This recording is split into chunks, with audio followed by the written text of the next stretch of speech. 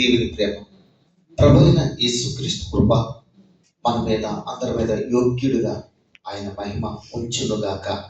స్తోత్రం చెల్లిద్దాం.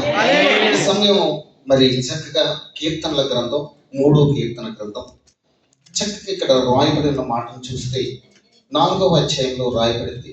నేను చక్కగా మాట్లాడుతున్నాడు. ఎలుగెత్తి నేను ఎవరికి మొరపెడుతున్నట్ట, ఆయన ఎలాంటి మొరకు చేస్తున్నట్టే ఎలుగెత్తి, హల్లెలూయా, చక్కగా అన్నాడు. ఎలుగెత్తి నేను యెహోవాకు మొరపెట్టినప్పుడు ఆయనే తన పరిశుద్ధాలయం నుండి నాకు ఉత్తరమిచ్చును. యెహోవా నాకు ఆధారం నీవే. చూడండి, ఎవరు ఆధారం అని ఈ భక్తపరుడు ప్రార్థన చేయించున్నాడు. దేవుని మాటలు, ఆయన మాట మనకి ఎప్పుడు కూడా ప్రియ స్నేహితులారా, ఆరాధనకి ఆయన యోగ్యుడుగా, ఆరాధనకి ఆయన పరిశుద్ధుడిగా, ఆయన పరిశుద్ధ స్థలాల్లో మనం బిడ్డలుగా నివసించి స్తుతి కీర్తన పాడి ఆయనకు మొరపెట్టడానికి, దేవాతి దేవుని మనం మనసాన ఆరాధించడానికి, ఆయనతో మనం పెనిగిలాడటానికి గొప్ప సంతోషం అనిపించాడు. చేపైకెత్తి స్తోత్రం చేద్దాం. హల్లెలూయా. కదా ప్రియులారా, నువ్వు ఆయన ప్రియమైన కుమార్తె కాబట్టి సన్నిధికి వచ్చి ఆయనతో మాట్లాడగలుగుతున్నాం. కీర్తనల గ్రంథం 3-4 అధ్యాయం. ఎలుగెత్తి నేను యెహోవాకు మొరపెడుతున్నాను, ఆయనే తన పరిశుద్ధాలయం నాకు ఉత్తరమిస్తున్నాడు. యెహోవా నీవే నాకు ఆధారం. చూడండి ప్రియులారా, ఎవరు ఈ లోకంలో ఆధారం అంటే దేవుడే మనకి ఆధారం అయి ఉన్నాడు. అందుకే కదా విడిచిపెట్టిన గొప్ప భాగ్యం అని దేవుని సందుకు వచ్చిన ప్రియ దేవుని కుమార్తె, దేవుని సందుకు వచ్చిన ప్రియ దేవుని కుమారుడా, ఎప్పుడు ఎడవలేనిది నిన్ను ఎడబాయదు. నిన్ను ఆయన ప్రేమ ఎప్పుడు విడిచిపెట్టండి. నువ్వు ఆయన ప్రేమలో కొనసాగి కుమార్తె కుమారుడా. అందుకే దేవుడి నామాన్ని బట్టి నీకు శుభం కలిగి వర్ధిల్లింప చేసును గాక. దేవుడు మనకు తోడు ఉన్నప్పుడు నేను ఎప్పుడు ప్రేమిస్తాను అంటాడు. అందుకే నా నీతికి ఆధారమగు దేవా, లేకపోతే యెహోవాయే నాకు ఆధారం. ఈరోజు ఎవరండి ఆధారం అంటే నీ ప్రజల మీదకి నీ ఆశ్రితం వచ్చుగాక. హల్లెలూయా. ఏమంటాడు ఆయన? నీ ప్రజల మీదకి ఆశ్రితం వచ్చుగాక. చెప్పండి, దేవుని ఆశ్రితం మా మీద అనుగ్రహించబడునుగాక. హల్లెలూయా. ఇలాంటి ఆశ్రితంతో నింపబడిన నీకు, ఇలాంటి భయభక్తులతో నీకు, నీ ఆయన ధన్యత నీకే కానీ భయభక్తులు లేని వాడికి వస్తుందా? చెప్పండి, రాదు ప్రియులారా. ఒక టీసీ లేదంటే మంచిది. ఈరోజు అటువంటి కృప మనకి దయచేసును గాక. హల్లెలూయా. నమ్ముచున్నావా? నమ్మితే అసాధ్యమైంది ఏది లేదు ప్రియులారా. ప్రేమతోనే, ఆత్మీయ సంబంధమైన ప్రేమ దేవుడు మనకి ఇచ్చాడు. ఎందుకంటే ఆయన కృపచేత నిన్ను, నీతో ఆయన సహవాసం, కృపచేతని నువ్వు ఉన్నావు. దేవునికి స్తోత్రం కలిగి. అందుకే దేవుడు మాట సెలవిస్తుంది, పరిశుద్ధాత్మతో నడిపింపబడిన మాట, నేను పరిశుద్ధ పర్వతం మీద, సియోను మీద రాజును ఆశీనుడిగా చేర్చుతాను అంటాడు. ఎంత పిలుపు! ఆత్మ సంబంధమైంది. చదువుకుందామా? 2వ అధ్యాయంలో 6వ వచనంలో అంటాడు, నేనే నా పరిశుద్ధ పర్వతమైన ఎటట సియోను మీద నా రాజుని ఆశీనుడిగా చేయించున్నా. హల్లెలూయా.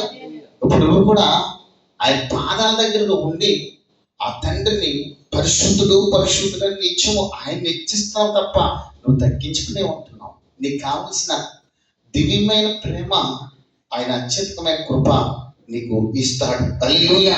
నమ్ముచున్నావా? అందుకే ఆయన మాట చక్కగా మాట్లాడుతున్న మాట ఏంటంటే, నేను నా పరిశుద్ధ పర్వతం మీద, పర్వతమైన సియోను మీద ఆ రాజు ఆశీనుడని చేయించున్నాను. హల్లెలూయా. చూడండి ప్రియులారా, కట్టడలను నేను, ఆయన కట్టడలు ఆజ్ఞలు ఎవరించేదను? యెహోవా నాకు ఇలా సెలవిస్తున్నాడు, నీవు నాకు కుమారుడవు, నేను కనియన్నాను. ఈరోజు ఎవరంటే నన్ను కన్నవారంటే, ఆత్మ సంబంధంగా సృష్టి ప్రకృతిలో ఫస్ట్ కలగజేసింది ఎవరు? దేవునికి స్తోత్రం. బొమ్మను చేసి జీవం వస్తేనే కానీ ఆదాము గారు రాలేదు కదా. లేకపోతే ఆదాము గారి కన్నా ముందు ఎవరైనా ఉన్నారా? లేదు కదా. ఆది యందు వాక్యం ఉండదు, వాక్యమే యోహాను రాసిన సువార్త. అదే ఆది కాండంలోకి వెళ్తే ఫస్ట్ మనకు రాయబడిన మాటలే కదా సాక్ష్యం. అందుకనే కదా ప్రియులరా, పోనీ ఎవరైనా ఉన్నారనుకుంటే, ఆది అందు దేవుడు భూమి ఆకాశం సృష్టించును, భూమిని నిరాకారంగా శూన్యంగా చీకటి అగాధ జలములపై కమ్మయుండును. దేవుని ఆత్మ చూడండి, ఆది అందు ఎవరున్నారు? ఇప్పుడు మనకు సాక్ష్యం కావాలి కదా. ఈ ఆది ప్రకృతిలో ఎవరున్నారంటే దేవుడు భూమి ఆకాశంలో ఫస్ట్ చేశారు. దేవునికి స్తోత్రం కలిగిన గాక. హల్లెలూయా. ఆ తర్వాత దేవుని ఆత్మ ఏం చేసిందంట? జలములపై అల్లాడుచున్నప్పుడు దేవుడు వెలుగు కలగమనగా వెలుగు కమ్మెను, పగలవును. వెలుగు మంచిదా చెడ్డదా? దేవునికి స్తోత్రం. చీకటిని ఆ తర్వాత రాత్రిని ఏర్పరిచి ఆ తర్వాత ప్రకృతిని చేసి తర్వాత ఆ ఆదాము గారిని సృష్టించాడు. హల్లెలూయా. తర్వాత అవ్వాము గారు వచ్చారు. ఏదో తోట వచ్చింది అందరికీ తెలిసిందే. కానీ ఇక్కడ అంటాడు, ఇప్పుడు ప్రకృతిలో మనందరం ఎవరికని ఉన్నారంటే ఇప్పుడు మనల్ని. అందుకని అంటున్నాడు, నీ కట్టడలను నేను వివరించెదను, యెహోవా నాకు ఇలాగ సెలవిస్తున్నాడు, నీవు నా కుమారుడు అని నేను నిన్ను కని ఉన్నాను. ఇప్పుడు చెప్పండి, మనం ఎవరికని ఉన్నాం? దేవుడే మనల్ని కన్నాడు. ఎవరు చెక్కుని ఉన్నారు? చూడము, నా అరిచేతిలో నేను మిమ్మల్ని చెక్కి ఉన్నాను.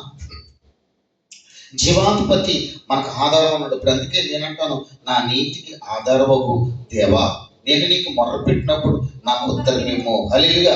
ఇరుకులో నాకు విశాలత కలగజేసేవాడు నీవే, నన్ను కరుణించి నా ప్రార్థన అంగీకరించమని భక్తుడు ప్రార్థన చేసినట్లు నీవు నేను కూడా యెహోవాకి ఉదయకాలం మన స్వరం వినిపించబడును గాక, సాయంకాలం వినిపించబడును గాక, మధ్యాహ్నం తోపవేలకు వేదం గాక. అటువంటి కృప మన మీద పూర్ణ హృదయంతోనూ యెహోవాను స్తుతించినట్లు, యెహోవాని అద్భుత కార్యములు నేను వివరించినట్లు, మహోన్నతుడు నిన్ను గురించి నేను సంతోషించినట్లు అటువంటి ఆత్మ సంబంధం కలిసిపోయినాం. తప్పలు కూడా అటువంటి ప్రేమ మనకి కుమ్మరించబడదు కాక, అటువంటి ఆత్మ సంబంధమైన యోగ్యత మనకు అనుగ్రహించను కాక, అటువంటి సమాధాన పాత్రుడు మనకు ఉన్నాడు కాబట్టి మనల్ని కలిగి ఉన్నాడు. చూడము, నా చేతిలో చిక్కి ఉన్నాను అంటాడు. హల్లెలూయా. మనం ఏం చేయాలి తెలుసా? భక్తిపరుడు అప్పుడే సంతోషం వచ్చి అంటాడు, నా అతిశయము నీవే, నా ఆనందము నీవే, నా ఆరాధన నీకే. హల్లెలూయా. ఎవరంటే మన దేవుడు? జ్యోతిర్మయుడా, నా ప్రాణ ప్రియుడా, స్తుతి మహిమలు నీకే. హల్లెలూయా. పాడే మాట ఆయనకి ఎంత సంతోషం తెలుసా? నువ్వు చేసే ప్రార్థన ఎంత సంతోషం తెలుసా? ఆయనని ఆనందింప చేస్తుంది. మిమ్మల్ని బట్టి నేను ఆనందిస్తానంటాడు. ఇలాంటి ప్రకృతిలో ఇలాంటి ఆత్మ సంబంధమైన మనం మనుషులంగా కూడుకుని దేవుని దయలో వర్ధిల్లి దేవుని మయంపడుతున్నాం అంటే ఎంతకంటే గొప్ప భాగ్యం ఏది లేదు ప్రియుల. ఎందుకంటే గొప్ప భాగ్యం మనకి లేదు. అందుకే భక్తిపరుడు ప్రార్థన చేస్తున్నాడు. హల్లెలూయా. ఏమని ప్రార్థన చేస్తున్నాడంటే ఎంత ఆత్మీయ సంబంధమైన ప్రార్థన. హల్లెలూయా. అందుకే నేను యెహోవా యొద్ద విచారణ చెయ్యగా ఆయన నాకు ఉత్తరం ఇచ్చును. 34వ కీర్తన 4వ అధ్యాయం. ఈరోజు మనం విచారణ చేయాలి.